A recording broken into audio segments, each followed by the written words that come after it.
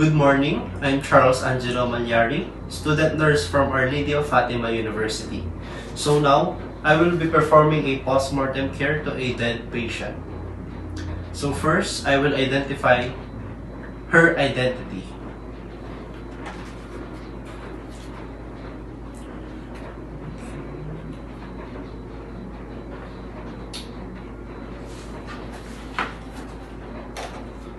After identifying, I will now perform a hand hygiene and put my gloves on.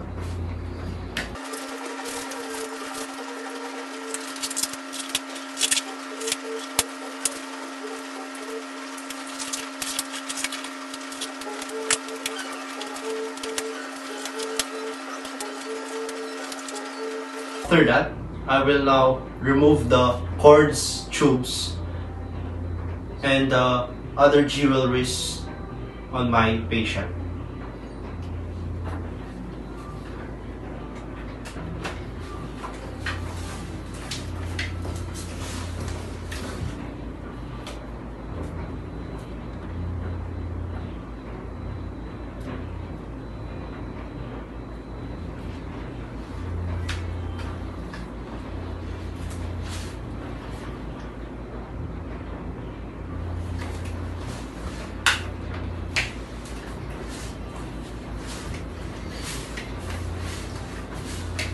After removing, I will now perform a bed bath.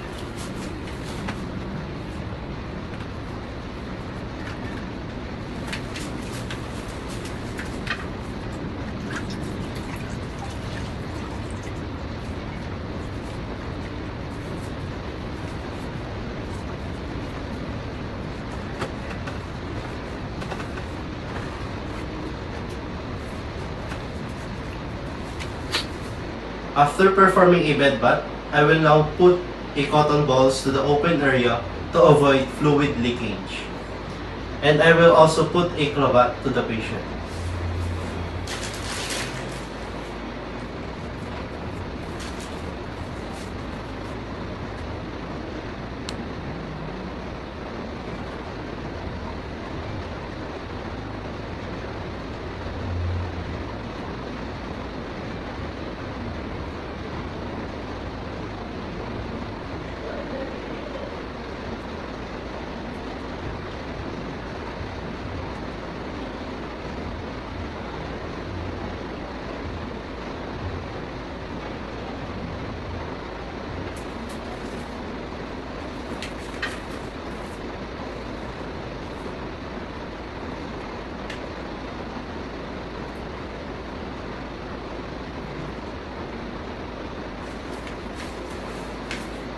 After doing that, I will now reposition the patient and put her tongues.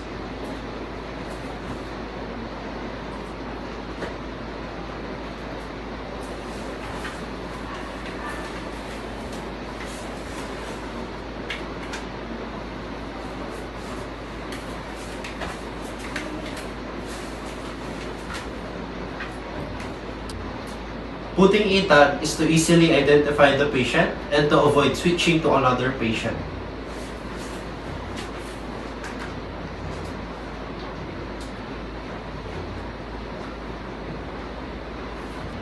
After that, I will ask the family first if they want some time to their beloved family. I will give them some time and privacy.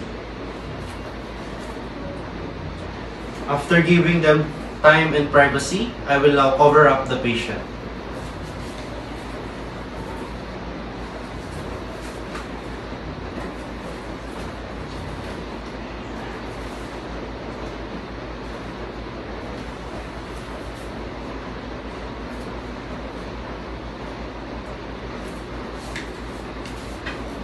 So that's all for the postmortem care. I hope you learned something from me, and thank you.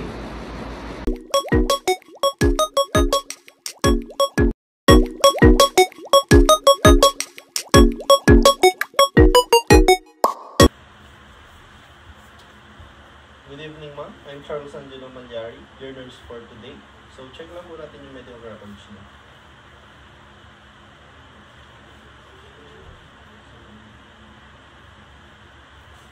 So, ano pong pangalan nila, ma'am? Ilan taon na po sila? 19 years old. Kailan po yung birthday niyo, ma'am? December 27, 2000. Okay po. So, ngayon po is according to doctor's order po, maglalagay po ako ng cold compress sa kamay niyo para po malesen yung pain na nararamdaman niyo. Okay po. Hindi lang po ng permission para po ma-check natin yung kamay niyo if may lesions or rashes or any redness na nasa kamay niyo po. If ever, okay lang po sa inyo. Yun po. So, prepare ko lang po yung gamit na gagamitin natin para po sa cold compress para sa kamay niyo.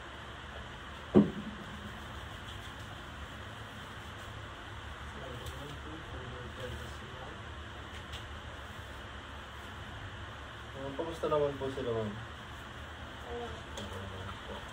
Kamusta naman po yung pag-i-stay natin dito, ma'am? Maayos naman po ba?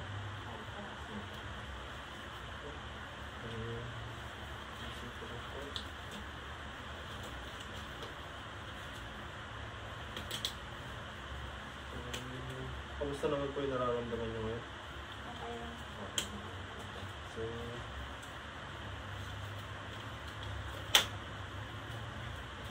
lagay ko lang po yung gamit na gagamitin natin.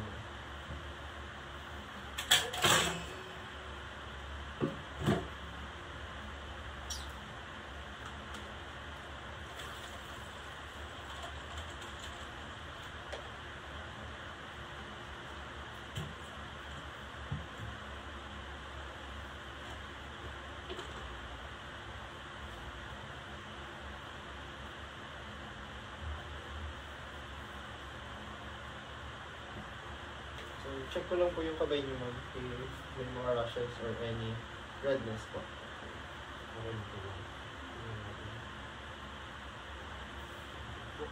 So, check ko lang po siya.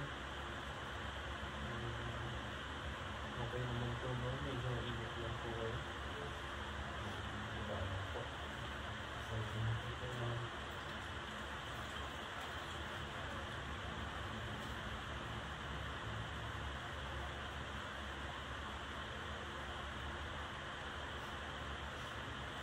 Check ko lang po sa inyo if okay na po yung cold na ilalagay ko.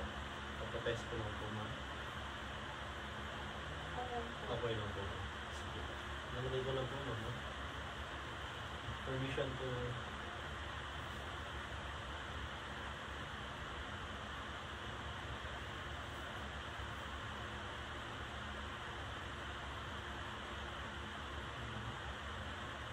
Okay naman po. Ano pong nararamdaman nyo? Wala naman po any pain or any pain na nararamdaman.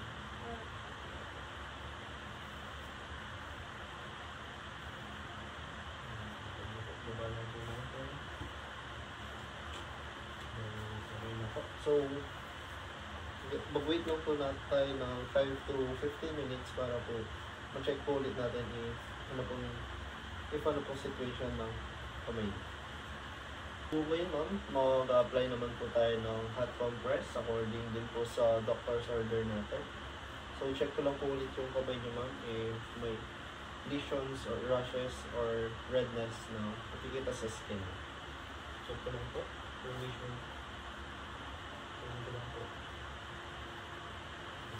Check lang po natin.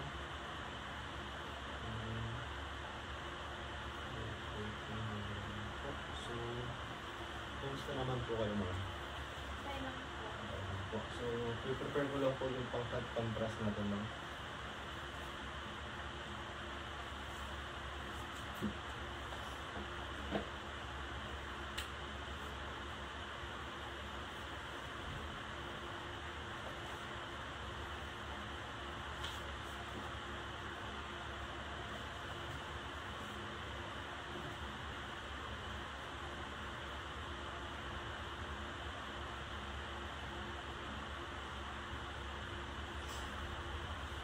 So, papacheck ko lang po sa inyo yung kit kung okay lang po ba. Check ko lang po. Okay lang. Okay lang po ito. Apply ko na po, ma'am.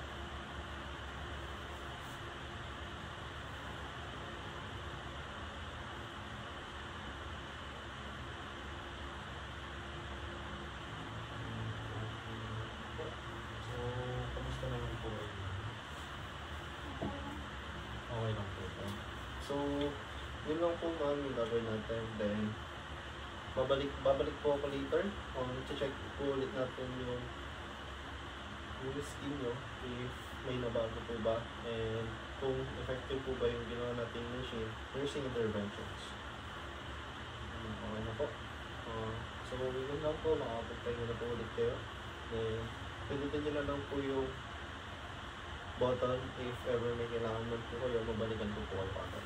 Okay lang po. So, okay na po.